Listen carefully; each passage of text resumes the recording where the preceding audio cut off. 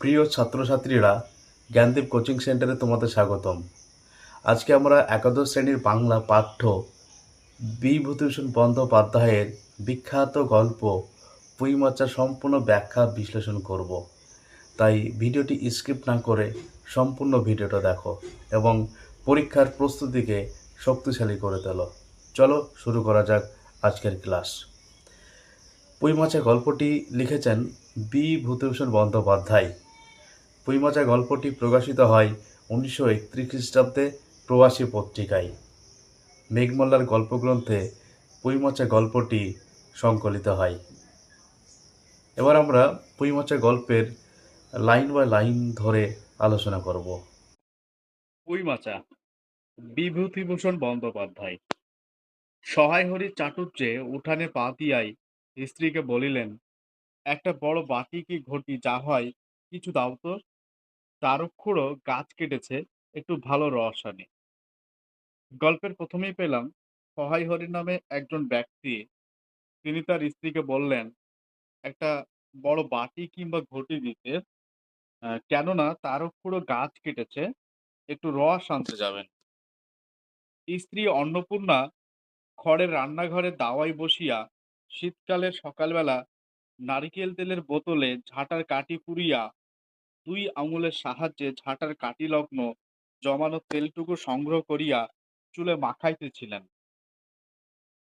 সহায় হরির স্ত্রীর নাম অন্নপূর্ণা। তিনি খড়ের রান্নাঘরের দাওয়াই, দাওয়াই শব্দের অর্থ হলো বারান্দা।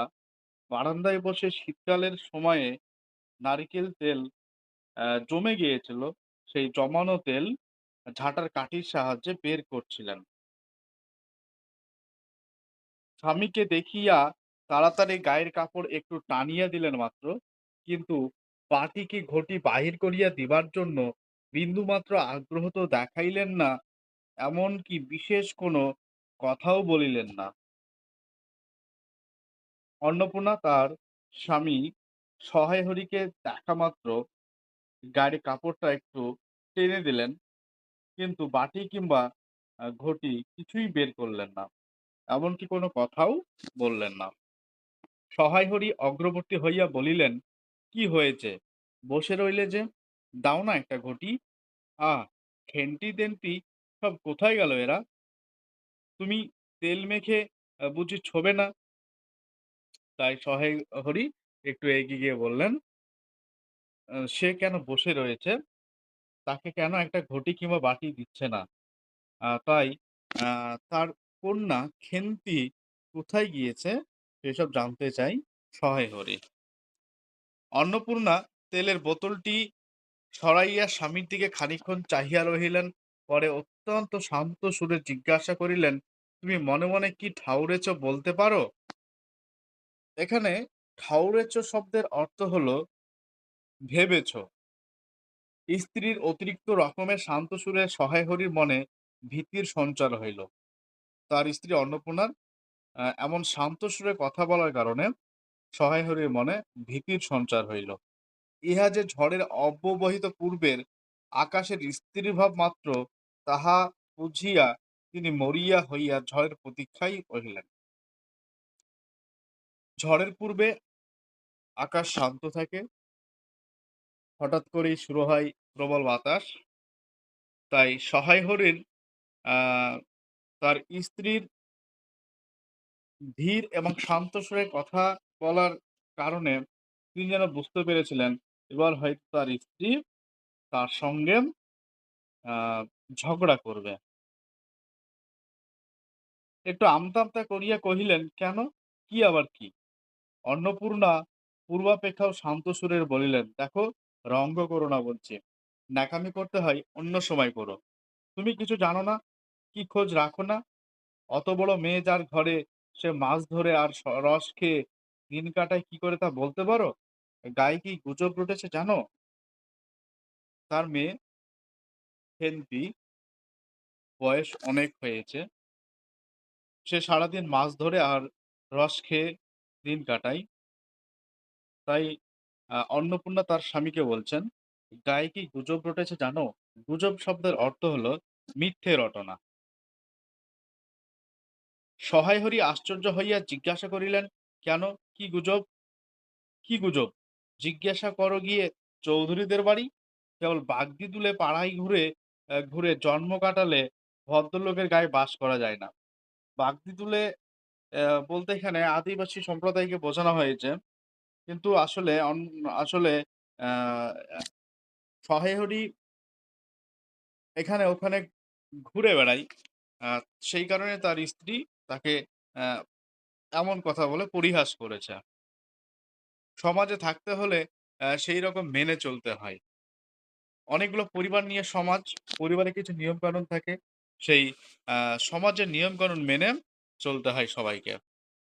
সহায় হরি বিস্মিত হইয়া কি বলিতে যাইতেছিলেন, সহায় হরি অবাক হয়ে কি বলতে যাচ্ছিলেন, অন্নপূর্ণা পূর্ব বৎসরেই পুনর্বার বলিয়া উঠলেন। পূর্ববৎ শব্দের অর্থ হলো আগের। একঘরে করবে গো, তোমাকে একঘরে করবে।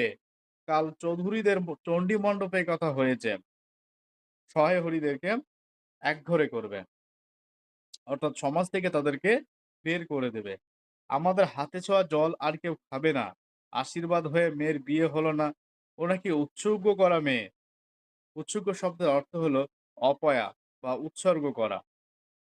গায়ের কোনো কাজে তোমাকে আর কেউ বলবে না। যাও, ভালোই হয়েছে তোমার।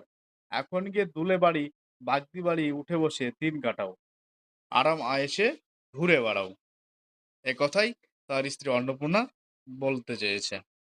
সহায় হরি তাচ্ছিল্যের ভাব প্রকাশ করিয়া বলিলেন, এই, আমি বলি না জানি কি ব্যাপার। একঘরে, সবাই একঘরে করেছেন, এবার বাকি আছেন কালীময় ঠাকুর। ও। অন্নপূর্ণা তেলে বেগুনে জ্বলিয়া উঠিলেন। কেন, তোমাকে একঘরে করতে বেশি কিছু লাগে নাকি? তুমি কি সমাজের মাথা, না একজন মাতব্বর লোক? স্ত্রীর কথাই, সহায় হরি সমাজের কোনো মাতব্বর লোক নয়, সমাজের কোনো মাথা নয়। চাল নেই, চুলো নেই, এক কোড়ার মুরুদ নেই।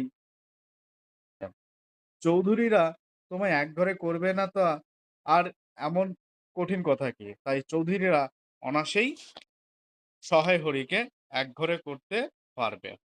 আর সত্যিই তো, এদিকে ধাড়ি মেয়ে হয়ে উঠল। ধাড়ি শব্দের অর্থ হলো আহ, বয়স বেড়ে যাওয়া। হঠাৎ স্বর নামাইয়া বলিলেন, হলো যে 15 বছরের, বাইরে কমিয়ে বলে বেড়ালে কি হবে? লোকের চোখ নেই? তার মেয়ের বয়স 15 হয়ে উঠেছে। লোকের সামনে 15-র কম বললে আহ, লোকে কি সেটা বিশ্বাস করে নেবে? সেই কথাই যেন তার স্ত্রী অন্নপূর্ণা সহায়রীকে বলছেন। পুনরায় গলা উঠাইয়া বলিলেন, না বিয়ে দেবার গা, না কিছু। আমি কি যাব পাত্র ঠিক করতে? সশরীরে যতক্ষণ স্ত্রীর সম্মুখে থাকিবেন, সশরীরে যতক্ষণ স্ত্রীর সম্মুখে বর্তমান থাকিবেন, স্ত্রীর গলার সুর ততক্ষণ কমিবার কোনো সম্ভাবনা নাই বুঝিয়া সহায়হরি দাওয়া হইতে তাড়াতাড়ি একটি কাঁসার বাটি উঠাইয়া লইয়া খিড়কি দুয়ার লক্ষ্য করিয়া যাত্রা করিলেন। সহায়হরি স্ত্রীর সম্মুখে যতক্ষণ থাকবেন, তার স্ত্রী তাকে তিরস্কার অপমান করতেই থাকবে।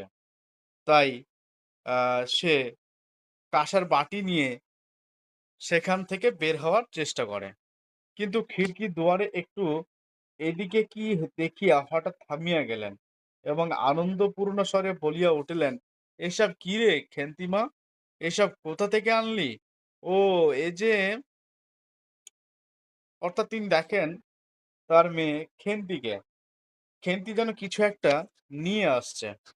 14-15 বছরের একটি মেয়ে আর দুটি ছোট ছোট মেয়ে পিছনে লইয়া বাড়ি ঢুকিলা।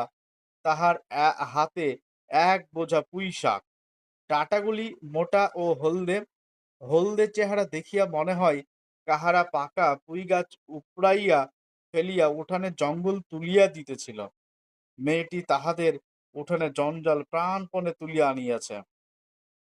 14-15 বছর একটি মেয়ে, অর্থাৎ খেন্তি, এবং তার দুটি ছোট বোন তার পিছন পিছন হাতে পুঁই শাক নিয়ে বাড়িতে ঢোকে। ডাঁটাগুলি বেশ মোটা এবং হলদে।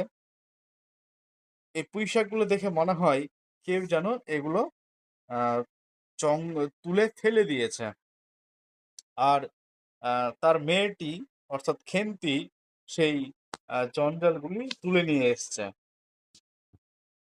বড় মেয়েটি খুব লম্বা, গোলগাল চেহারা, মাথার চুলগুলো কৃষ্ণ অগোছালো, বাতাসে উড়িতেছে। মুখনা খুব বড়, চোখ দুটো ডাগর ডাগর ও শান্ত।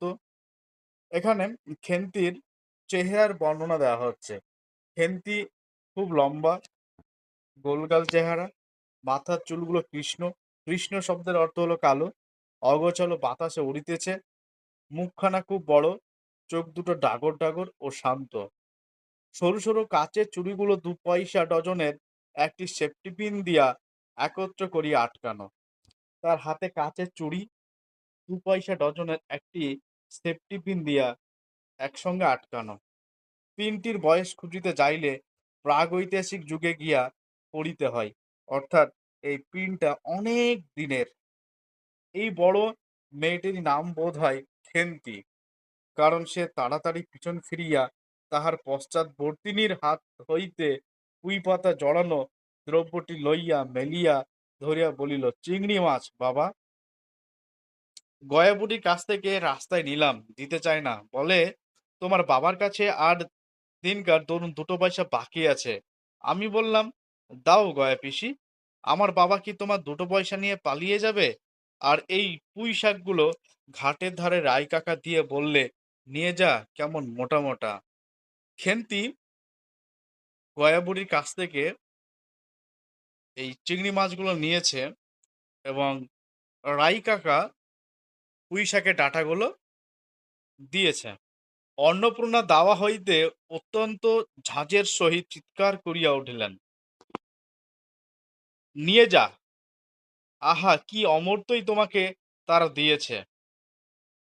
ঝাঁঝ শব্দের অর্থ হলো জোরালো চিৎকার। জোরালো চিৎকার করে অন্নপূর্ণা খেন্তিকে বলে, নিয়ে যা, কি অমর্ত্যই তোকে দিয়েছে। অমর্ত্য বলতে এখানে অমৃতকে বোঝানো হয়েছে। পাকা পুইডাটা কাঠ হয়ে গিয়েছে, ২ দিন পরে ফেলে দিত, নিয়ে যা। আর উনি তাদের আগাছা উঠিয়ে নিয়ে এসেছেন, ভালোই হয়েছে। তাদের আর নিজেদের কষ্ট করে কাটতে হলো না। যত পাথুরে বোকা সব মরতে আসে আমার ঘাড়ে ধাড়ি। এইসব বলে তার মেয়েকে আহ বকতে থাকে। মেয়ে, বলে দিয়েছি না, তোমার বাড়ির বাইরে কোথাও পা দিও না। তার মা তাকে সতর্ক করে দিতে, সে যেন বাড়ির বাইরে পা না দেয়। লজ্জা করে না এ পাড়া সে পাড়া করে বেড়াতে? বিয়ে হলে যে ৪ ছেলের মা হতে, অর্থাৎ খেন্তির যদি বিয়ে হতো তাহলে সে ৪ ছেলের মা হতো। খাওয়ার নামে আর জ্ঞান থাকে না। না, কোথায় শাক, কোথায় বেগুন, আর একজন করে বেড়াচ্ছেন কোথায় রস, কোথায় ছাই, কোথায় পাস। খেয়াল বলছি ওসব, খেয়াল। মেয়েটি শান্ত অথচ ভয় মিশ্রিত দৃষ্টিতে মার দিকে চাহিয়া হাতের বাঁধন আলগা করিয়া দিল। পুঁই শাকের বোঝা মাটিতে পড়িয়া গেল। অন্নপূর্ণা বকিয়া চলিলেন, যা তো রাধি, ও আপদগুলো, যা তো রাধি, ও আপদগুলো টেনে খিড়কির পুকুরের ধারে ফেলে দিয়ে আয় তো। আমরা খেন্তির আরেকজন বোনের নাম পেলাম, তার নাম হলো রাধি। ফের যদি বাড়ির বার হতে দেখেছি তবে ঠ্যাং খোড়া না করিত। বোঝা মাটিতে পড়িয়া গিয়াছিল। ছোট মেয়েটি কলের পুতুলের মতো সেগুলি তুলিয়া লইয়া খিড়কির অভিমুখে চলিল। কিন্তু ছোট মেয়ে অত বড় বোঝা আকড়াইতে পারিল না। অনেকগুলি ডাঁটা এদিকে ওদিকে ঝুলিতে চলিল। সহায় হরির ছেলেমেয়েরা তাহাদের মাকে অত্যন্ত ভয় করিল। অর্থাৎ আমরা দেখতে পেলাম খেন্তির ছোট বোনের নাম হলো রাধি। সহায় হরির ছেলেমেয়েরা তার মাকে অত্যন্ত ভয় করত। সহায় হরি আমতা আমতা করিয়া বলিতে গেলেন, তা এনেছেন ছেলে মানুষ খাবে বলে, তুমি আবার বরং। পুঁইশাকের বোঝা লইয়া যাইতে যাইতে ছোট মেয়েটি ফিরিয়া দাঁড়াইয়া মার মুখের দিকে চাহিল। অন্নপূর্ণা অন্নপূর্ণা তাহার দিকে চাহিয়া বলিলেন, না না, নিয়ে যা, খেতে হবে না। মেয়ে মানুষের আবার অত নোলা কিসের? নোলা শব্দের অর্থ হলো খাওয়ার লোভ। এক পাড়া থেকে আর এক পাড়ায় নিয়ে আসবে ২টো পাকা পুঁইশাক ভিক্ষে করে। যা যা, তুই যা, দূর করে বনে দিয়ে আয়। সহায় হরি বড় মেয়ের মুখের দিকে চাহিয়া দেখিলেন, তাহার চোখ দুটা জলে ভরিয়া আসিয়াছে। তাহার মনে বড় কষ্ট হইল। কার মনে কষ্ট হলো? সহায় হরির মনে কষ্ট হলো। কিন্তু মেয়ের যতই সাধের জিনিস হোক, পুঁইশাকের পক্ষাবলম্বন করিয়া দুপুরবেলা স্ত্রীকে চটাইতে তিনি আদৌ সাহসী হইলেন না। চটাইতে শব্দের অর্থ হলো রাগান্বিত করতে। নিঃশব্দে খিড়কি দোর দিয়া বাহির হইয়া গেলেন। বসিয়া রাঁধিতে রাঁধিতে বড় মেয়ের মুখের কাতর দৃষ্টি স্মরণে পড়িবার সঙ্গে সঙ্গে অন্নপূর্ণার মনে পড়িল। তার মা যখন রান্না করতে বসে, তখন তার বড় মেয়ে খেন্তির করুণ যে দৃষ্টি, সেই দৃষ্টির কথা মনে পড়ে যায় অন্নপূর্ণার। গত অরন্ধনের পূর্বদিন বাড়িতে পুঁইশাক রান্নার সময় খেন্তি আবদার করিয়া বলিয়াছিল, মা, অর্ধেকগুলো কিন্তু একা আমার, অর্ধেক সব মিলে তোমাদের। অর্থাৎ খেন্তি পুঁইশাক খেতে খুবই ভালোবাসতো। বাড়িতে কেহ ছিল না, তিনি নিজে গিয়া উঠানের ও খিড়কি দোরের আশেপাশে যে ডাঁটা পড়িয়াছিল সেগুলি কুড়াইয়া লইয়া আসিলেন। বাকিগুলো কুড়ানো যায় না, ডোবার ধারে ছাই কাদায় ফেলিয়া দিয়াছে। কুচো চিংড়ি দিয়া এইরূপে চুপি চুপি পুঁইশাকের তরকারি রাঁধিলেন। দুপুরবেলা খেন্তি পাতে পুঁইশাকের চচ্চড়ি দেখিয়া বিস্ময় ও আনন্দপূর্ণ ডাগর চোখে মায়ের দিকে ভয়ে ভয়ে চাহিল। দুপুরবেলায় কেন্তি যখন পুঁই শাকের চচ্চড়ি দেখে তার পাতে রয়েছে, তখন সে আনন্দপূর্ণ ডাগর চোখ নিয়ে তার মায়ের দিকে ভয়ে ভয়ে তাকায়। দু একবার এদিকে ওদিকে ঘুরিয়া আসিতেই অন্নপূর্ণা দেখিলেন উক্ত পুঁই শাকের এক টুকরো তাহার পাতে পড়িয়া নাই। অন্নপূর্ণা দু একবার এদিকে ওদিকে যেতেই খেন্তি সেই পুঁই শাকগুলো সব খেয়ে নিয়েছে। পুঁইশাকের উপর তাহার এই মেয়েটির কিরূপ লোভ তাহা তিনিই জানিতেন। জিজ্ঞাসা করিলেন, কিরে খেন্তি, আর একটু চচ্চড়ি দিই? খেন্তি তৎক্ষণাৎ ঘাড় নাড়িয়া এই আনন্দজনক প্রস্তাব সমর্থন করিল। খেন্তি খুব দ্রুতই ঘাড় নাড়িয়া এই প্রস্তাব সমর্থন করে। কি ভাবিয়া অন্নপূর্ণার চোখে জল আসিল, চাপিতে গিয়া তিনি চোখ উঁচু করিয়া চালের বাতায় গোজা ডালা হইতে শুকনা লঙ্কা পাড়িতে লাগিলেন। অন্নপূর্ণা কোথা থেকে শুকনো লঙ্কা পাড়ছিলেন? চালের বাতায় গোজা ডালা থেকে শুকনো লঙ্কা পাড়ছিলেন। কালীমায়ের চণ্ডী মণ্ডপে সেদিন বৈকাল বেলা সহায় হরি ডাক পড়িল। কোথায় সহায় হরি ডাক পড়ল? কালী মায়ের চণ্ডী মণ্ডপে। কোন সময়? বিকেল বেলা। সংক্ষিপ্ত ভূমিকা ফাঁদিবার পর কালীময় উত্তেজিত সুরে বলিলেন, সেসব দিন কি আর আছে ভাইয়া? এই ধরো কেষ্ট মুখুজ্জে, স্বভাব নইলে পাত্র দেব না, স্বভাব নইলে পাত্র দেব না করে কি কাণ্ডটাই করলে! অবশেষে কিনা হরির ছেলেটাকে ধরে পড়ে মেয়ের বিয়ে দিয়ে দেয়, তবে রক্ষ! তার কি স্বভাব, রাম বলো? ৬-৭ পুরুষের ভঙ্গ, পচা ক্ষত্রিয়। ক্ষত্রিয় শব্দের অর্থ হলো ব্রাহ্মণ। পরে সুর নরম করিয়া বলিলেন, তা সমাজের সেসব শাসনের দিন কি আর আছে? দিন দিন চলে যাচ্ছে। বেশি দূর যাই কেন, এই যে তোমার মেয়েটি ১৩ বছরের। সহায় হরি বাধা দিয়ে বলিতে গেলেন, এই শ্রাবণে ১৩ই। আহা, ১৩ই আর ১৬ই তফাৎ কিসের শুনি? ১৩ই আর ১৬ই তফাৎটা কিসের? আর সে ১৩ই হোক, চাই ১৬ই হোক, চাই ৫০ই হোক, তাতে আমাদের দরকার নেই। সে তোমার হিসেব তোমার কাছে। কিন্তু পাত্রর আশীর্বাদ হয়ে গেল, তুমি বেঁকে বসলে কি জন্যে শুনি? ও তো একরকম উৎসুক করা মেয়ে। খেন্তির বিয়ের পাত্রর আশীর্বাদ হয়েছিল, তারপরেও খেন্তির আর বিয়ে হয় না। তাই খেন্তিকে যেন অপয়া মেয়ে বলা হয়েছে। আশীর্বাদ হওয়াও যা, বিয়ে হওয়াও তা। ৭ পাকের যা বাকি। এই তো? সমাজে বসে এসব কাজগুলো তুমি যে করবে আর আমরা বসে বসে দেখব, এ তুমি মনে ভেবো না। সমাজের বামুনদের যদি জাত মারবার ইচ্ছে না থাকে, বামুন শব্দের অর্থ হলো ব্রাহ্মণ। সমাজের ব্রাহ্মণদের যদি জাত মারার ইচ্ছে না থাকে, মেয়ের বিয়ের বন্দোবস্ত করে ফেলো। পাত্তর রাজপুত্র না হলে পাত্তর মেলে না। গরিব মানুষ। দিতে ধুতে পারবে না বলেই শ্রীমন্ত মজুমদারের ছেলেকে ঠিক করে দিলাম। লেখাপড়া নাই বা জানলো, জজ ম্যাজিস্ট্রার না হলে কি মানুষ হয় না? দিব্যি বাড়ি, বাগান পুকুর, শুনলাম এবার নাকি কুড়ির জমিতে ৪টি এমন ধানও করেছে। ব্যাস রাজার হাল। দুই ভাইয়ের অভাব কি? ইতিহাসটা হইতেছে এই যে, বণিগারে উক্ত মজুমদার মহাশয়ের পুত্রটি কালিময়ী ঠিক করিয়া দেন। বণিগায়ের যে মজুমদার মহাশয় পুত্রটিকে কালিময় ঠিক করে দিয়েছিলেন। কেন কালিময় মাথা ব্যথা করিয়া সহায়রীর মেয়ের বিয়ের সম্বন্ধ মজুমদার মহাশয়ের ছেলের সঙ্গে ঠিক করিতে গেলেন, তাহার কারণ নির্দেশ করিতে যাইয়া কেহ কেহ বললেন যে কালিময় নাকি মজুমদার মহাশয়ের কাছে অনেক টাকা ধারেন, অর্থাৎ ধার করেন, অনেক দিনের সুদ পর্যন্ত বাকি, শীঘ্র নালিশ হইবে ইত্যাদি। এ গুজব যে শুধু অবান্তর তাহাই নহে, ইহার কোনো ভিত্তি আছে বলিয়াও মনে হয় না। ইহা দুষ্ট পক্ষের রটনা মাত্র।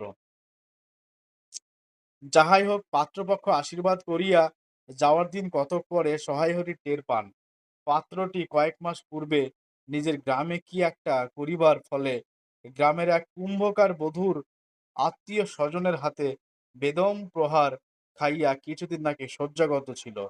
এরকম পাত্রে মেয়ে দিবার প্রস্তাব মনঃপূত না হওয়ায় সহায়হরি সে সম্বন্ধ ভাঙ্গিয়া দেন। সহায়হরি কেন পাত্রটির সঙ্গে তার মেয়ের বিয়ে দিতে চাননি, এটাই হলো কারণ। দিন দুই পরের কথা, সকালে উঠিয়া সহায়হরি উঠানে বাতাবি লেবুর গাছের ফাঁক দিয়া যেটুকু নিতান্ত কচিরাঙা রৌদ্র আসিয়াছিল তাহারই আতপে বসিয়া আপন মনে তামাক টানিতেছেন। এখানে একটা প্রশ্ন আছে যে সহায়হরির উঠানে কোন গাছ ছিল? বাতাবি লেবুর গাছ। সহায়হরি সেই সময় কি করছিল? তামাক টানছিল। বড় মেয়ে খেন্তি আসিয়া চুপি চুপি বলিল, বাবা যাবে না? মা ঘাটে গেল। তার মেয়ে তার বড় মেয়ে খেন্তি তার বাবার কাছে আসে এবং তাদের যেখানে যাওয়ার কথা ছিল সেখানে যাবে কিনা। সহায়হরি একবার বাড়ির পাশে ঘাটের পথের দিকে কি জানি কেন চাহিয়া দেখিলেন, পরে নিম্নস্বরে বলিলেন, যা শিগগির শাবলখানা নিয়ে আয় দেখি। কথা শেষ করিয়া তিনি উৎকণ্ঠার সহিত জোরে জোরে তামাক টানিতে লাগিলেন এবং পুনরায় একবার কি জানি কেন খিড়কির দিকে সতর্ক দৃষ্টি নিক্ষেপ করিলেন। ইতিমধ্যে প্রকাণ্ড ভারী একটা লোহার শাবল দুই হাত দিয়া আকড়াইয়া ধরিয়া খেন্তি আসিয়া পড়িল। তৎপরে পিতা পুত্রীতে সন্তর্পণে সম্মুখের দরজা দিয়া বাহির হইয়া গেল। ইহাদের ভাব দেখিয়া মনে হইতেছিল ইহারা কাহারও ঘরে শীত দেবার উদ্দেশ্যে চলিয়াছে। সহায়হরি এবং খেন্তি দেখলো যে তাদের বাড়িতে তার মা আছে কিনা। তার মা ঘাটে গিয়েছে গোসল করতে। আর সেই সুযোগের অপেক্ষায় তারা ছিল। তাই তারা শাবল নিয়ে কোন একটা কাজে উদ্দেশ্যে চলেছে। এখানে একটা শব্দ আছে শীত। শীত শব্দের অর্থ হলো দেয়াল কাটা। তখনকার সময়ে যে দেয়াল কেটে চুরি হতো। অন্নপূর্ণা স্নান করিয়া সবে কাপড় ছাড়িয়া উনুন ধরাইবার জোগাড় করিতেছেন। অন্নপূর্ণা ঘাট থেকে স্নান করে এসে উনুন ধরাবার জন্য জোগাড় করিতেছেন। মুখুজ্জে বাড়ির ছোট খুকি দুর্গা আসিয়া বলিল, খুড়িমা, মা বলে দিলে খুড়িমাকে গিয়ে বল মা ছোবে না, তুমি আমাদের নবান্নটা মেখে আর ইতুর ঘটগুলো বার করে দিয়ে আসবে। দুর্গা কে? মুখুজ্জে বাড়ির ছোট খুকি। সে অন্নপূর্ণাকে বলতে এসেছে তাদের ঘরে নবান্নটা মেখে ইতুর ঘটগুলো বার করে দিয়ে আসতে। মুখুজ্জে বাড়িও ও পাড়াই। যাইবার পথে বাধারে এক জায়গায় শেওড়া, বানভাট, রাংচিতা, বনচালতা গাছের ঘন বন শীতের সকালে এক প্রকার লতাপাতার ঘন গন্ধ বন হইতে বাহির হইতেছিল। একটা লেজঝোলা হলদে পাখি আমড়া গাছের এডাল হইতে ওডালে যাইতেছে। আমড়া গাছে কোন পাখি ছিল? লেজঝোলা হলদে পাখি। দুর্গা আঙুল দিয়া দেখাইয়া বলিল, খুড়িমা, খুড়িমা, ওই যে কেমন পাখিটা। পাখি দেখিতে গিয়া অন্নপূর্ণার কিন্তু আর একটা জিনিস লক্ষ্য করিলেন, ঘন বনটার মধ্যে কোথায় এতক্ষণ ফুপ ফুপ করিয়া আওয়াজ হইতেছিল, কে যেন কি খুঁড়িতেছে। দুর্গার কথার পরে হঠাৎ সেটা বন্ধ হইয়া গেল। অন্নপূর্ণা সেখানে খানিকক্ষণ থমকিয়া দাঁড়াইলেন, পরে চলিতে আরম্ভ করিলেন। তাহার খানিক দূর যাইতে বনের মধ্যে পুনরায় খুব খুব শব্দ আরম্ভ হইল। কাজ করিয়া ফিরিতে অন্নপূর্ণার কিছু বিলম্ব হইল। বিলম্ব শব্দের অর্থ দেরি। বাড়ি ফিরিয়া দেখিলেন খেন্তি উঠানে রৌদ্রে বসিয়া তেলের বাটি সম্মুখে লইয়া খোপা খুলিতেছে। খোপা শব্দের অর্থ হলো বেণী, চুল বাঁধার এক ধরনের পদ্ধতি। তিনি তীক্ষ্ণ দৃষ্টিতে মেয়ের দিকে চাহিয়া দেখিয়া বলিলেন, এখনো নাইতে যাসনি যে? কোথায় ছিলি এতক্ষণ? নাইতে শব্দের অর্থ হলো স্নান করতে। খেন্তি তাড়াতাড়ি উত্তর দিল, এই যে মা, এই যে যাই মা, এক্ষুনি যাবো আর আসবো। খেন্তি তার মায়ের প্রশ্নের উত্তরে বলল যে, এই যাবো আর আসবো।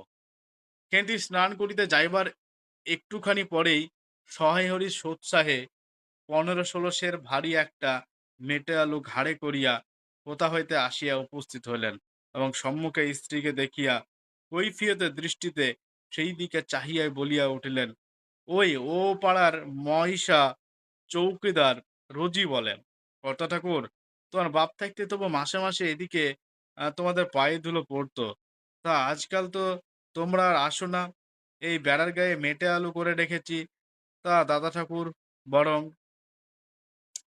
অন্নপূর্ণা কোনো কথা না বলতেই সহায় হরি সে কি করতে গিয়েছিল বা সে কোন কাজে গিয়েছিল সেই কথা বলে। অন্নপূর্ণা স্থির দৃষ্টিতে স্বামীর দিকে চাহিয়া বললেন, বরসপতার বনের মধ্যে বসে খানিক আগে কি করছিলে শুনি?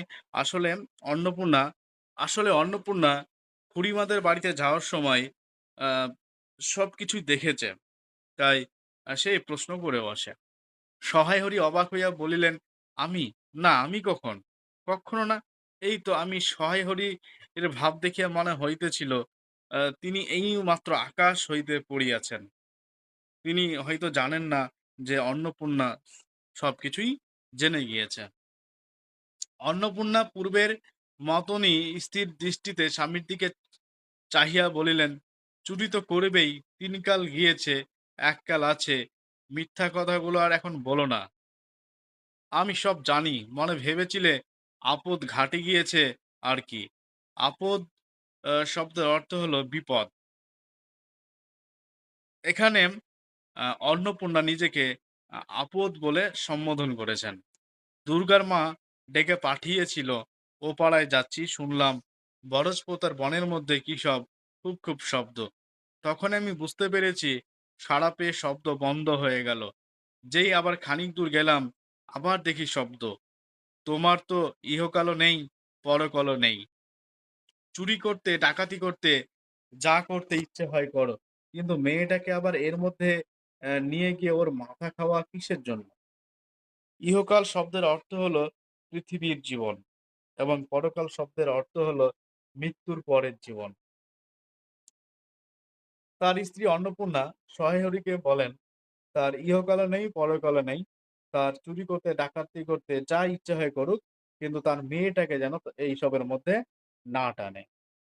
সহায় হরি হাত নাড়িয়া বরজপোতাই তাহার উপস্থিত থাকার বিরুদ্ধে কতকগুলি প্রমাণ উত্থাপন করিবার চেষ্টা করিতে গেলেন, কিন্তু স্ত্রীর চোখের দৃষ্টির সামনে তাহার বেশি কথাও জোগাইল না, বা কথিতগুলির মধ্যে কোনো পর্যাপ্য সম্বন্ধ খুঁজিয়া পাওয়া গেল না।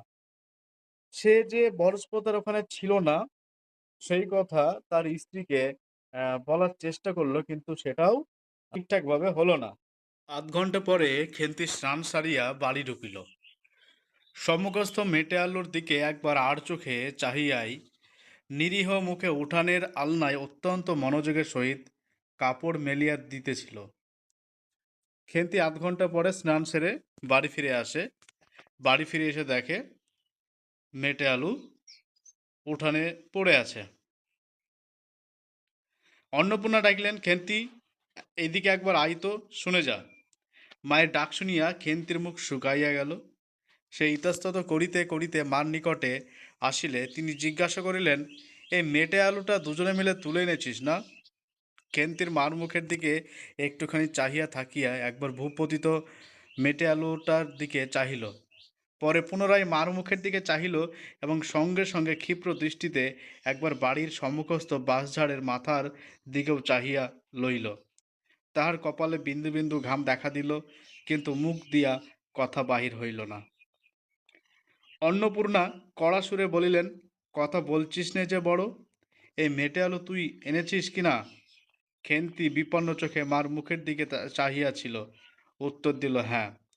অন্নপূর্ণা তেলে বেগুনে জ্বলিয়া উঠিয়া বলিলেন, পাজি, আজ তোমার পিঠে আমি আস্ত কাঠের চেলা ভাঙব, তবে ছাড়ব। বরজপ্রদার বনে গিয়েছে মেটে আলু চুরি করতে। সৌমত্ত মেয়ে বিয়ের যোগ্যী হয়ে গেছে কোন কালে। সেই একগলা বিজন বন, যার মধ্যে দিন দুপুরে বাঘ লুকিয়ে থাকে, তার মধ্যে থেকে পরের আলু নিয়ে এলো তুলে। খেন্তি যথেষ্ট বড় হয়েছে, তার বিয়ের বয়স হয়েছে। সমর্থ শব্দের অর্থ হলো সমর্থ বা সক্ষম, পরিণত বয়স, সেই অর্থেই সমর্থ কথাটি ব্যবহার করা হয়েছে। যদি গোসাইরা চৌকিদার ডেকে তোমায় ধরিয়ে দেয়, তোমার কোন শ্বশুর এসে তোমায় বাঁচাতো? আমার জোটে খাবো, না জোটে না খাবো, তা বলে পরের জিনিসে হাত, এ মেয়ে এ মেয়ে নিয়ে আমি কি করব মা? তার মেয়েকে সে তিরস্কার করতে থাকে। দু তিন দিন পরে একদিন বৈকালে ধুলামাটি মাখা হাতে খেন্তি মাকে আসিয়া বলিল, মা মা, দেখবে এসো। অন্নপূর্ণা গিয়া দেখিলেন, ভাঙা পাঁচিলের ধারে যে ছোট খোলা জমিতে কতকগুলো পাথরকুচি ও কণ্টিকারী জঙ্গল হইয়াছিল, খেন্তি ছোট বোনটিকে লইয়া সেখানে মহা উৎসাহে তরকারির আওলাদ করিবার আয়োজন করিতেছে এবং ভবিষ্য সম্ভাবী নানাবিধ কাল্পনিক ফলমূলে অগ্রদূত স্বরূপ বর্তমানে কেবল একটিমাত্র শীর্ণকায় পুঁইশাকের চারা কাপড়ের ফালির গ্রন্থিবন্ধ হইয়া ফাঁসি হইয়া যাওয়া আসামির মতন ঊর্ধ্বমুখে একখণ্ড শুষ্ক কঞ্চির গায়ে ঝুলিয়া রহিয়াছে। ফলমূলাদির অবশিষ্ট আপাতত তার বড় মেয়ের মস্তিষ্কের মধ্যে অবস্থিতি করিতেছে, দিনের আলোয় এখনো বাহির হয় নাই। খেন্তি তার মাকে ডেকে নিয়ে যাই এবং দেখাই, ভাঙা পাঁচিলের পাশে একটা ছোট্ট জমিতে কতগুলি পাথরকুচি গাছ এবং কণ্টিকারী জঙ্গল। সেই কণ্টিকারী জঙ্গলের পাশে খেন্তি তার ছোট বোনকে নিয়ে তরকারির জন্য একটি পুঁই গাছ লাগিয়েছে।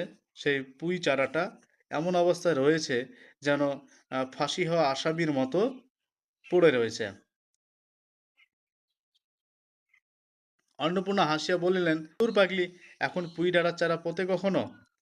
তার মা তাকে জানাই, এখন পুঁইয়ের চারা লাগানোর সময় নয়, বর্ষাকালে পুঁততে হয়, এখন যে জল না পেয়ে মরে যাবে। পুঁই চারা কখন পুঁততে হয়? বর্ষাকালে পুঁততে হয়। খেন্তি বলিল, কেন? আমি রোজ জল ঢালবো।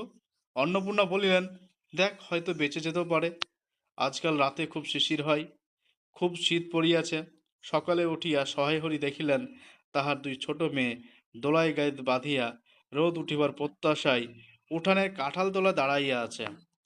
একটা ভাঙা ঝুড়ি করিয়া খেন্তি শীতে কাঁপিতে মুখুজ্জা বাড়ি হইতে গোবর কুড়াইয়া আনিল। সহায় হরি বলিলেন, মা খেন্তি, তা সকালে উঠে জামাটা গায়ে দিতে তোর কি হয়? দেখ দেখি, এই শীত। আচ্ছা, দিচ্ছি বাবা। কই শীত? তেমন তো। হ্যাঁ মা, দে। হ্যাঁ দে মা, এক্ষুনি দে। অসুখ বিসুখ 5 রকম হতে পারে, বুঝলি নে। সহায় হরি বাহির হইয়া গেলেন। ভাবিতে ভাবিতে গেলেন, তিনি কি অনেক দিন মেয়ের মুখে ভালো করিয়া চাহেন নাই? খেন্তির মুখ এমন সুশ্রী হইয়া উঠিয়াছে। সুশ্রী বলতে সুন্দর। খেন্তির মুখখানা সৌন্দর্য হইয়া উঠিয়াছে। জামার ইতিহাস নিম্নলিখিত রূপ। খেন্তির জামারও একটা ইতিহাস রয়েছে। বহু বৎসর অতীত হইল, হরিপুরের রাসের মেলা হইতে সহায় হরি কালো সার্জের এই 2.5 টাকা মূল্যের জামাটি ক্রয় করিয়া আনেন।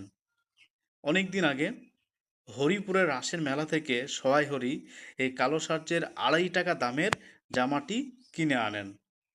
ছিড়িয়া যাইবার পর তাহাতে কতবার রিফু ইত্যাদি করা হইয়াছিল, সম্প্রতি গত বৎসর হইতে খেন্তির স্বাস্থ্যোন্নতি হওয়ার দরুন জামাটি তাহার গায়ে হয় না। জামাটা অনেকবার ছিঁড়ে যায়, তার জন্য সেই জামাটা রিফু করা হয়। আম বর্তমানে খেন্তির সুস্বাস্থ্য হওয়ায় জামাটা তার গায়ে হয় না। সংসারের এসব খোঁজ সহায় হরি রাখিতেন না। জামার বর্তমান অবস্থা অন্নপূর্ণারও জানা ছিল না। খেন্তির নিজস্ব ভাঙ্গা টিনের তোরঙ্গের মধ্যে উহা থাকিত।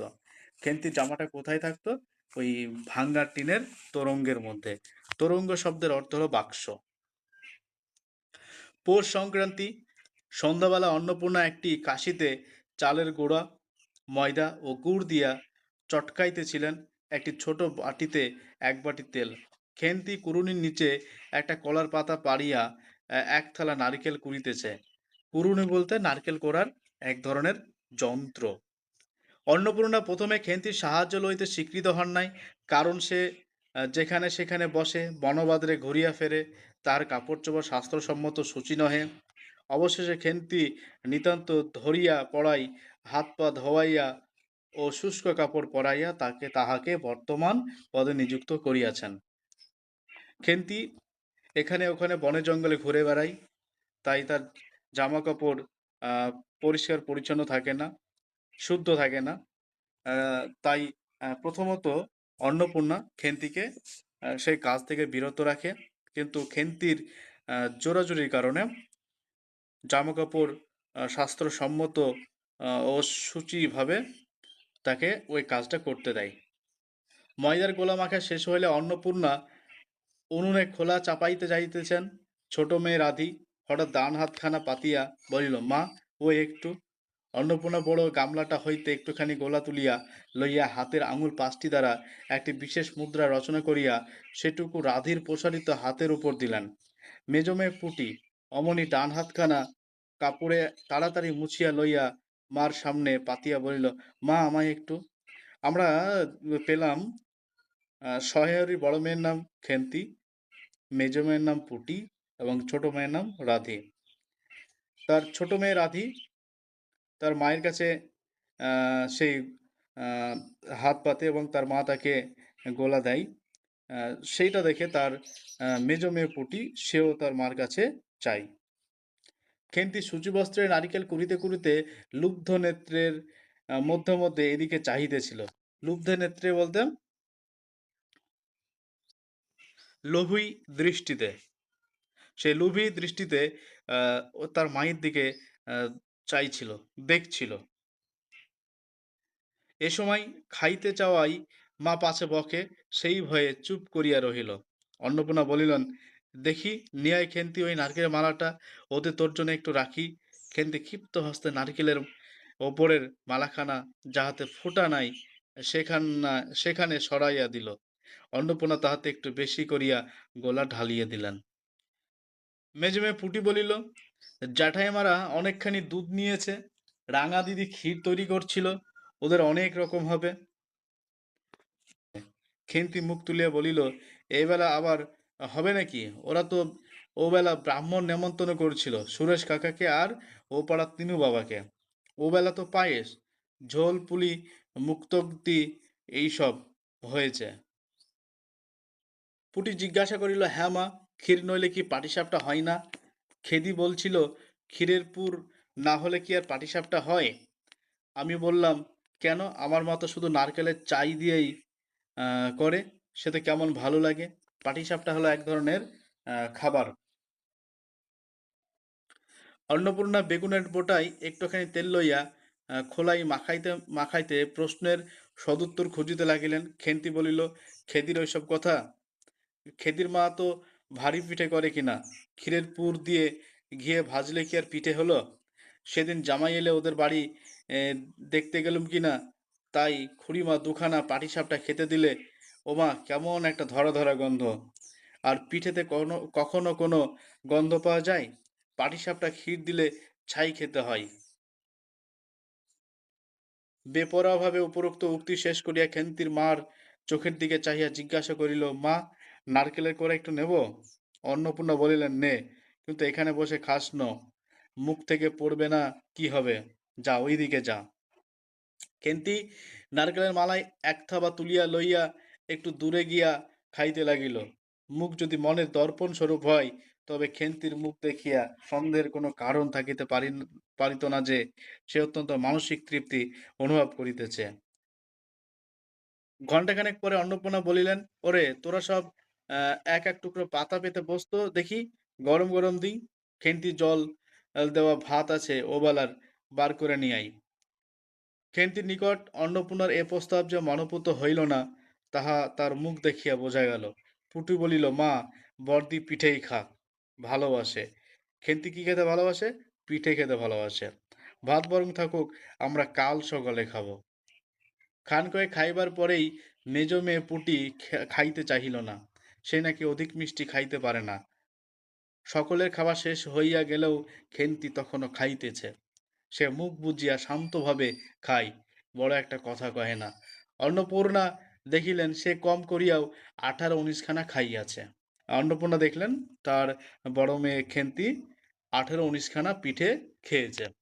জিজ্ঞাসা করিলেন, খেন্তি আর নিবি? খেন্তি খাইতে খাইতে শান্তভাবে সম্মতিসূচক ঘাড় নাড়িল। সে আরো পিঠে নিবে। অন্নপূর্ণা তাহাকে আরো খান কয়েক দিলেন। খেন্তির মুখ চোখ ঈষৎ উজ্জ্বল দেখাইল। হাসি ভরা চোখে মার দিকে চাহিয়া বলিল, বেশ খেতে হয়েছে মা, ওই যে তুমি কেমন ফেনিয়ে নাও, ওতেই কিন্তু সেই পুনরায় খাইতে লাগিল। খেন্তি আসলে খেতে ভালোবাসতো। অন্নপূর্ণা হাতা খুন্তি চুলি তুলিতে তুলিতে সস্নেহে তার এই শান্ত নিরীহ একটু অধিক মাত্রায় ভোজনপটু মেয়েটির দিকে চাহিয়া রইলেন। ভোজনপটু শব্দের অর্থ যে খেতে বেশি ভালোবাসে। মনে মনে ভাবিলেন, খেন্তি আমার যার ঘরে যাবে তাদের অনেক সুখ দেবে। এমন ভালো মানুষ, কাজকর্মে বকো মারো গাল দাও টু শব্দটি মুখে নেই। উঁচু কথা কখনো কেউ শোনেননি। বৈশাখ মাসের প্রথমে সহহরি এক দূরসম্পর্কের আত্মীয়ের ঘটকালিতে খেন্তির বিবাহ হইয়া গেল। খেন্তির বিবাহ হয়েছিল বৈশাখ মাসে এক দূর সম্পর্কীয় আত্মীয়ের ঘটকালিতে। দ্বিতীয় পক্ষে বিবাহ করিলেও পাত্রটির বয়স 40-এর খুব বেশি কোনো মতেই হইবে না। পাত্রটির বয়স ছিল 40 বছর। তবুও প্রথমে এখানে অন্নপূর্ণা আদৌ ইচ্ছুক ছিলেন না। কিন্তু পাত্রটি সঙ্গতিপন্ন, শহর অঞ্চলে বাড়ি, সিলেট, চুন ও ইটের ব্যবসায়ে 2 পয়সা নাকি করিয়াছে। এরকম পাত্র হঠাৎ মেলাও বড় দুর্ঘটনা কিনা। জামাইয়ের বয়স একটু বেশি। প্রথমে অন্নপূর্ণা জামাইয়ের সম্মুখে বাহির হইতে একটু সংকোচ বোধ করিতেছিলেন। সংকোচ বোধ অর্থাৎ লজ্জা করিতেছিলেন। পরে পাছে খেন্তির মনে কষ্ট হয়, এই জন্য বরণের সময় তিনি খেন্তির সুপুষ্ট হস্তখানি ধরিয়া জামাইয়ের হাতে তুলিয়া দিলেন। চোখের জলে তাহার গলা বন্ধ হইয়া আসিল, কিছু বলিতে পারিলেন না। বাড়ির বাহির হইয়া আমলকি তলায় বেহারারা সুবিধা করিয়া লইবার জন্য বরের পালকি একবার নামাইল। বেহারা হলো যারা পালকি বহন করে বেড়ায়, তাদেরকে বেহারা বলা হয়। অন্নপূর্ণা চাহিয়া দেখিলেন বেড়ার ধারে নীল রং এর মেদি ফুলের গুচ্ছগুলি যেখানে নত হইয়া আছে। খেন্তির কম দামের বালুচরের রাঙা চেলির আঁচলখানা পালকির বাহির হইয়া সেখানে লুটাইয়াছে। খেন্তির বিয়ের সময় খেন্তিকে বালুচরের রাঙা শাড়িটা দেওয়া হয়েছিল। তার এই অত্যন্ত অগোছালো, নিতান্ত নিরীহ এবং একটু অধিক মাত্রায় ভোজনপটু মেয়েটিকে পরের ঘরে অপরিচিত মহলে পাঠাইতে তার বুক উদ্বেল হইয়া উঠিতেছিল। খেন্তিকে কি অপরে ঠিক বুঝিবে? তার মায়ের বুকে প্রশ্ন, এক দুশ্চিন্তা। তার কি খেন্তিকে মেনে নেবে? যাইবার সময় খেন্তি চোখের জলে ভাসিতে ভাসিতে সান্ত্বনা সুরে বলিয়াছিল, মা, আষাঢ় মাসেই আমাকে এনো, বাবাকে পাঠিয়ে দিও, 2 মাস তো।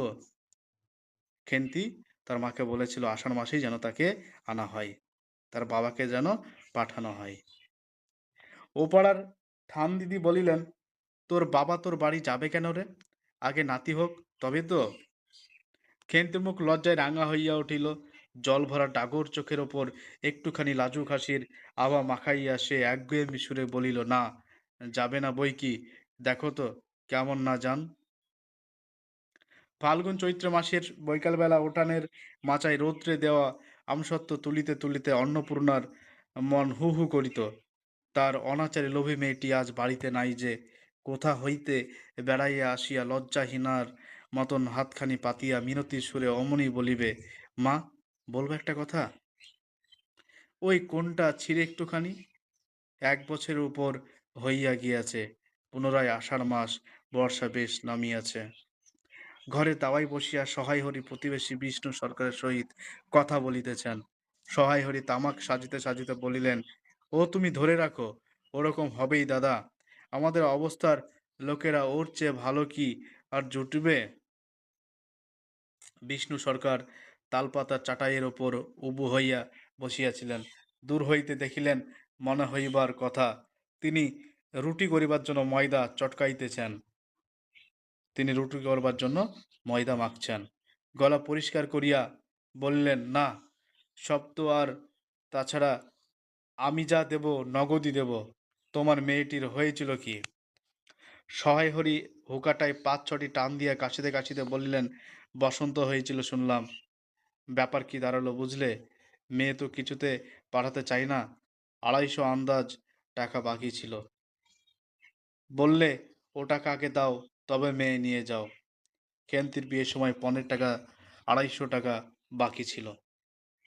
তাই সেই টাকাটা দিয়ে তবেই কেন্তিকে নিয়ে যাওয়ার কথা বলেছিল। একেবারে চামার। চামার শব্দের অর্থ হলো কৃপণ।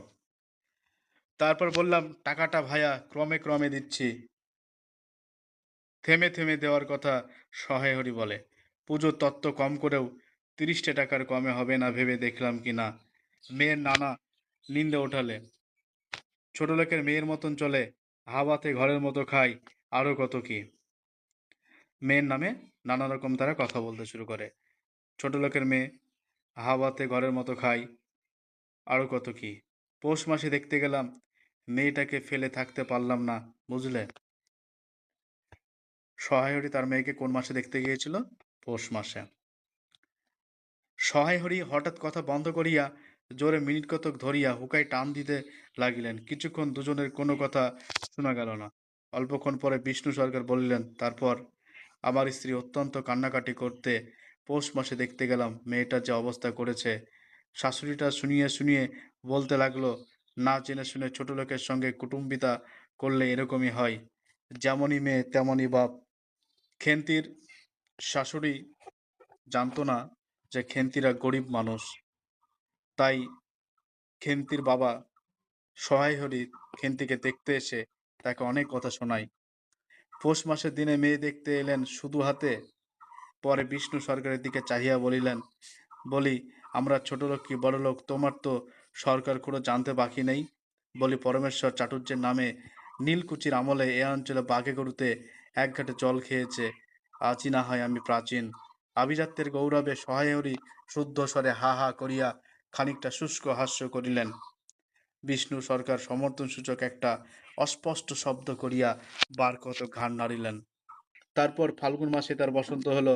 এমন চামার বসন্ত গায়ে বেরুতেই টালায় আমার এক দূর সম্পর্কের বোন আছে, একবার কালীঘাটে পুজো দিতে এসে তার খোঁজ পেয়েছিল, তারই ওখানে ফেলে রেখে গেল। আমায় না একটা সংবাদ না কিছু, তারা আমায় সংবাদ দেয়, তা আমি গিয়ে। কেন্দ্রের বসন্ত হয়। বসন্ত হওয়ার কারণে তারা সহায়হরির দূর সম্পর্কে এক বোন টালায় থাকে, কালীঘাটে পুজো দিতে যাওয়ার সময় খেন্তির আহ, খেন্তির শাশুড়িরা তাকে সেখানে রেখে আসে। খেন্তির বাবাকে সংবাদ দেয় না। দেখতে পাওনি? না। এমনই চামার গহনাগুলো অসুখ অবস্থাতেই গা থেকে খুলে নিয়ে তবে টালাই পাঠিয়ে দিয়েছে। যাক, তা চল যাওয়া যাক, বেলা গেল। চার কি ঠিক করলে? চার কি ঠিক করলে? পিঁপড়ের টোপে মুড়ির চার তো সুবিধা হবে না। তারপর কয়েক মাস কাটিয়ে গিয়েছে, আজ আবার পৌষ পার্বণের দিন। এবার পৌষ মাসের শেষাশেষি এত শীত পড়িয়াছে যে এরূপ শীত তাহারা কখনো জ্ঞানে দেখে নাই। সন্ধ্যার সময় রান্নাঘরের মধ্যে বসিয়া অন্নপূর্ণা সরু চাকলি পিঠের জন্য চালের গুঁড়ার গোলা তৈয়ারি করিতেছেন। পুটি ও রাধি উনুনের পাশে বসিয়া আগুন পোহাইতেছে। রাধি বলিতেছে, আর একটু জল দিতে হবে মা, অত ঘন করে ফেললে কেন? পুটি বলিল, আচ্ছা মা, ওতে একটু নুন দিলে হয় না? ওমা দেখ মা, রাধির দোলাই কোথায় ঝুলছে, এক্ষুনি ধরে উঠবে। অন্নপূর্ণা বলিয়া উঠিলেন, সরে এসে বসো মা, আগুনের ঘাড়ে গিয়ে না বসলে কি আগুন পোহানো হয় না? এইদিকে আয়, গোলা তৈয়ারি হয়ে গেল। খোলা আগুনের চড়াইয়া অন্নপূর্ণা গোলা ঢালিয়া মুচি দিয়া চাপিয়া ধরিলেন। মুচি শব্দের অর্থ হলো ছোট সরা। সরু চাকলি হলো এক ধরনের পিঠে। দেখিতে দেখিতে মিঠে আছে পিঠে টোপরের মতন ফুলিয়া উঠিল। পুটি বলিল, মা দাও প্রথম পিঠেখানা, কানাচে সারা ষষ্ঠীকে ফেলে দিয়ে আসি। কানাচে শব্দের অর্থ হলো বাড়ির পিছন দিকে। ষষ্ঠী শব্দের অর্থ হলো সন্তানের রক্ষাকারিণী দেবী বিশেষ। অন্নপূর্ণা বলিলেন, একা যাস নে, রাধিকে নিয়ে যা। খুব জ্যোৎস্না উঠিয়াছিল। বাড়ির পিছনে সাড়া গাছের ঝোপের মাথায় তেলাকুচা লতার থলো থলো সাদা ফুলের মধ্যে জ্যোৎস্না আটকিয়া রহিয়াছে। পুটিও রাতে খিড়কি দোর খুলিতেই একটা শিয়াল শুকনো পাতায় খসখস করিতে করিতে ঘন ঝোপের মধ্যে ছুটিয়া পলাইল। পুটি পিঠেখানা জোর করিয়া ছুড়িয়া ঝোপের মাথায় ফেলিয়া দিল। তাহার পর চারিধারের নির্জন বাঁশবনের নিস্তব্ধতায় ভয় পাইয়া ছেলেমানুষ পিছু হটিয়া আসিয়া খিড়কি দরজার মধ্যে ঢুকিয়া পড়িয়া তাড়াতাড়ি দ্বার বন্ধ করিয়া দিল। পুটি ও রাতি ফিরিয়া আসিলে অন্নপূর্ণা জিজ্ঞাসা করিলেন, দিলি? পুটি বলিল, হ্যাঁ মা, তুমি আর বছর যেখান থেকে নেবুর চারা তুলে এনেছিলে সেখানে ফেলে দিলাম। তারপর সে রাত্রে অনেকক্ষণ কাটিয়া গেল। পিঠে গড়া প্রায় শেষ হইয়া আসিয়াছে। রাতও তখন খুব বেশি। জ্যোৎস্নার আলোয় বাড়ির পিছনের বনে অনেকক্ষণ ধরিয়া একটা কাঠঠোকরা পাখির ঠকর ঠকর শব্দ করিতেছিল। তাহার স্বরটাও যেন ক্রমে তন্দালো হইয়া পড়িতেছে। দুই বোনের খাইবার জন্য কলার পাতা চিরিতে চিরিতে পুটি অন্যমনস্কভাবে হঠাৎ বলিয়া উঠিল, দিদি বড় ভালোবাসতো। দিদি অর্থাৎ খেন্তি বড় পিঠে খেতে ভালোবাসতো। তিনজনে খানিকক্ষণ নির্বাক হইয়া বসিয়া রহিল। তাহার পরে তাহাদের তিনজনের দৃষ্টি কেমন করিয়া আপনা আপনি উঠানের এক কোণে আবদ্ধ হইয়া পড়িল। সেখানে বাড়ির সেই লোভী মেয়েটির লোভের স্মৃতি পাতায় পাতায় শিরায় শিরায় জড়াইয়া তাহার কত সাধের নিজের হাতে পোতা পুঁই গাছটি মাচা জুড়িয়া বাড়িয়া উঠিয়াছে। বর্ষার জল ও কার্তিক মাসের শিশির লইয়া কচি কচি সবুজ ডগাগুলি মাচাতে সব ধরে নাই, মাচা হইতে বাহির হইয়া দুলিতেছে সুস্পষ্ট নধর প্রবর্ধমান প্রবর্ধমান জীবনের লাবণ্যে ভরপুর। প্রবর্ধমান শব্দের অর্থ হলো ক্রমশ বৃদ্ধি পাচ্ছে এমন। লাবণ্য শব্দের অর্থ হলো সৌন্দর্য। ভরপুর শব্দের অর্থ হলো পরিপূর্ণ। এভাবেই গল্পটি শেষ।